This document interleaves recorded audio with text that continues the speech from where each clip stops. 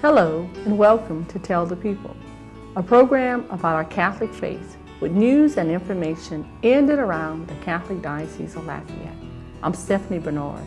In today's show, Trista Littell has an interview with Ed Bustani and Carol Maynard about repeal of the death penalty, an upcoming workshop scheduled for May 12th.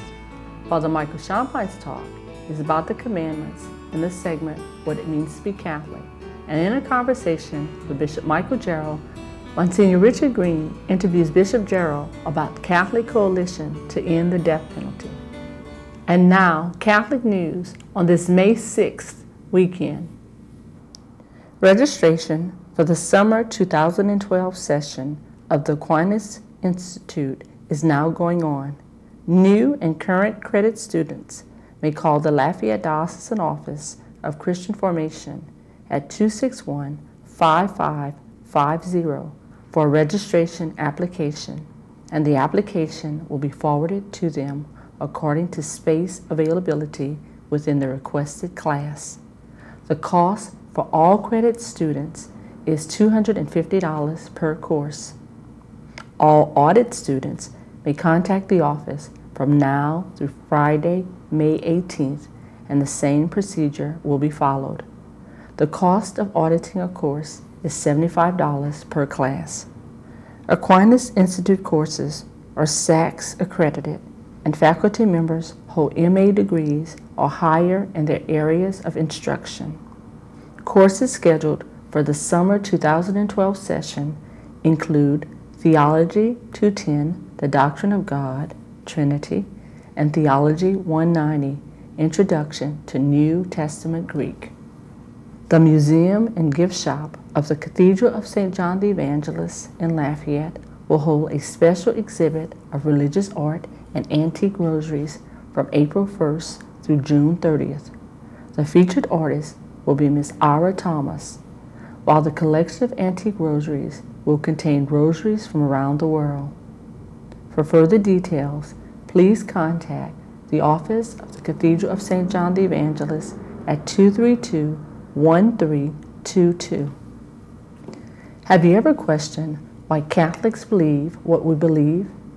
Has it been difficult finding the answers?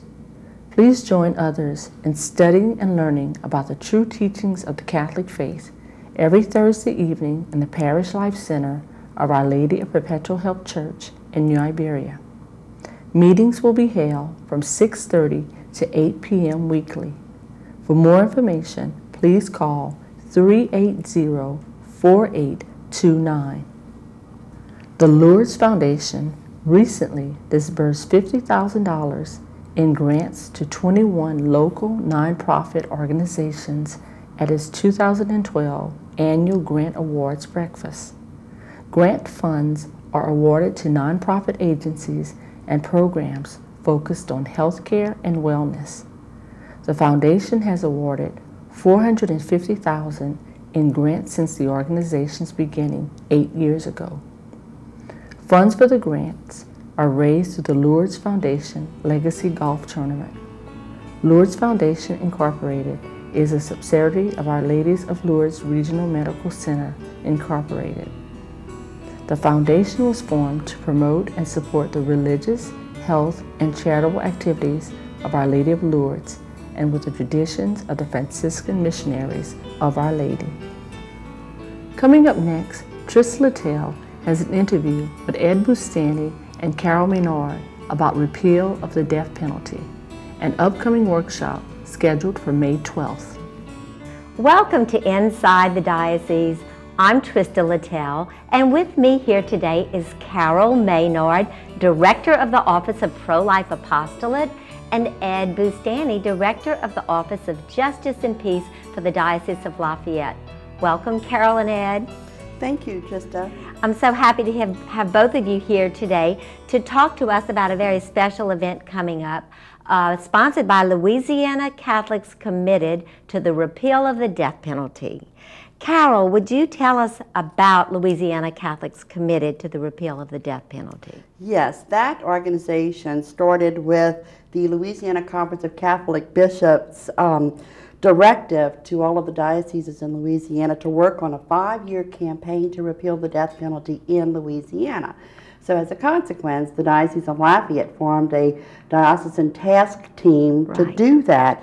And it's co-sponsored by our 2 offices, diocesan offices of the Justice and Peace and Pro-Life Apostolate.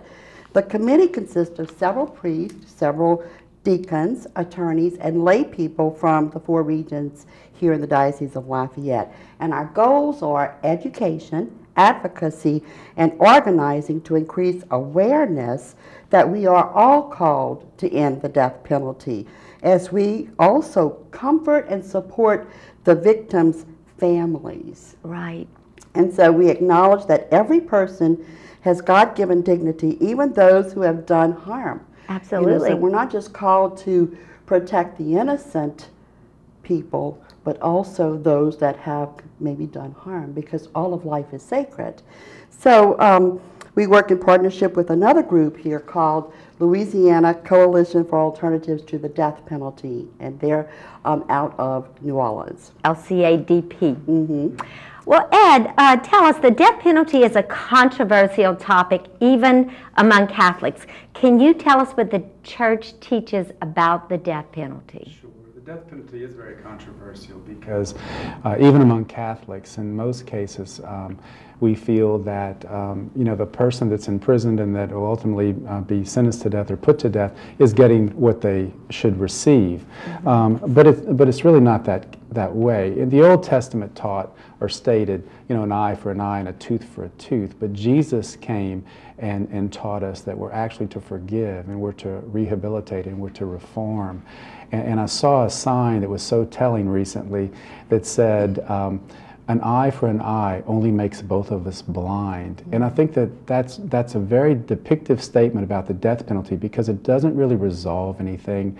Most family members who have lost a loved one to a violent crime don't necessarily feel any better just because the perpetrator has been put to death.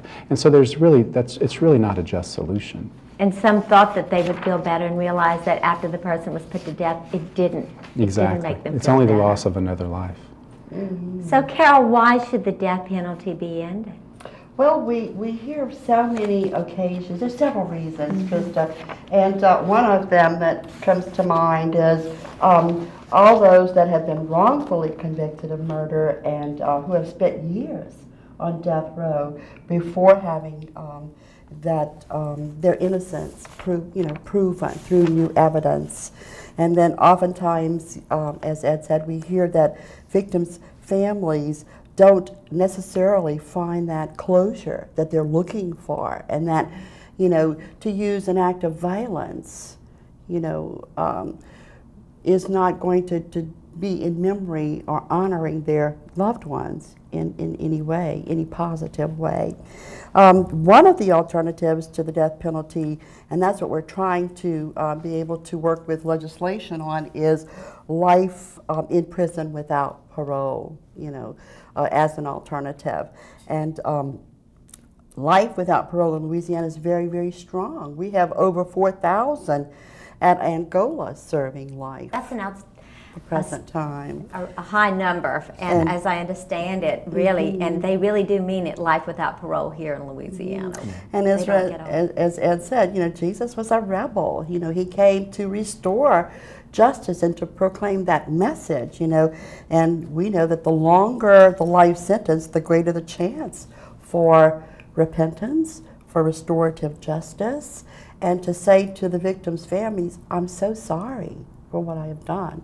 Which again places that much more value on their loved ones and the unnecessary violence that they had to endure. Certainly. To see that transformation, and the good that can come out of such a heinous thing, suffering. Mm-hmm. Well, tell us about the event coming up by Louisiana Catholics committed to the repeal of the death penalty. On Saturday, May the 12th, 2012, Catholic leaders from across the state of Louisiana are going to come together, and this is our second statewide meeting and training session with Sister Helen Prejean. The theme for the day is Know Your Allies, Strengthening Louisiana's Push to End the Death Penalty. We're going to meet on Saturday from 10 a.m. to 3 p.m. There's no registration fee, and lunch and coffee and tea are going to be provided at no cost. It's going to be complimentary. So who's invited to attend, Carol? The day is going to focus around networking and sharing resources and knowledge. We're going to hear from a number of leaders that day engaged in abolition work at the state and also the national level. We have Denny LaBeouf and Sister Helen Prejean, as I mentioned, and other key figures that are going to be there on the agenda. We invite all those that are interested in working to repeal the death penalty in Louisiana. Especially, we encourage the capital litigators, the religious leaders and activists, and also those that are involved in academics. But anyone and everyone is invited to attend. And it's non-denominational, it's ecumenical, so we're also putting that message out to the ministers of other churches. Thank you, Carol. Ed, could you quickly tell us how people contact you if they want more information on this? Sure. The easiest way is just to call our office. You can reach us at the main number, 261-5652, and ask either for the Office of Justice and Peace or for the Office of Pro-Life Apostolate, and we'll be glad to give them all the information and details. Thank you both for joining us today. Thanks for having us. You're welcome. And stay tuned, folks. There's more to come on Tell the People. Thank you, Trista, Ed, and Carol. Coming up next, Father Michael Champine's talk is about the commandments in the segment, What It Means to Be Catholic. Good morning, and welcome to Tell the People for our special section on what it means to be Catholic. If you're just joining us, we're treating the 10 Commandments, and we're now going to begin the 8th commandment. We'll begin it today, this Sunday, and next Sunday completed, as we're traversing a study of the 10 Commandments. And we're reading from both the book of Exodus as well as the book of Deuteronomy. In book of Exodus, chapter 20, at verse 17, we read, "You shall not covet your neighbor's, you shall not bear false witness against your neighbor." And of course, in the book of Exodus, we have most of the commandments identical delineation. Here you have, "You shall not bear dishonest witness against your neighbor," almost verbatim, even in our translation here, the New American Bible. If we read on in the New Testament, of course, Jesus cites Deuteronomy chapter 5 and Exodus chapter 20 when he says, "It was said to the men of old, you shall not swear falsely, but shall perform to the Lord what you have sworn." And then, of course, Jesus says that we are to speak yes when we mean yes, no when we mean no, later on in chapter 6. And, of course, he forbids false oaths. Here in this particular 8th commandment, the definition of this bearing false witness, the Catechism of the Catholic Church at number 2464 says the 8th commandment forbids misrepresenting the truth in our relations with others. This moral prescription flows from the vocation of the holy people, God's holy people, to bear witness to their God who is truth and wills the truth.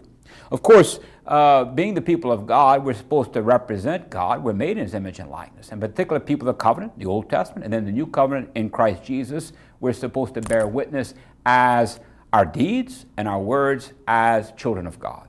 And of course, Jesus tells at times the Pharisees and the scribes that they proved to be children of their father, not Abraham, and not their father in heaven, but rather children of the evil one, the father of lies, because of their cunning and misrepresenting in their relationships with one another, and particularly with truth himself, the person. And because Jesus comes as the revelation of the truth of the Father, Jesus is the truth. He says, "I am the way, the truth, and the life," John chapter 14. Pilate asks, "Who are you? What are you doing?" And Jesus says, "I came to bear witness to the truth." And he says, "What is truth?" Because it meant nothing to him. It was all relative, depending on what was politically advantageous for him. Jesus says, "I am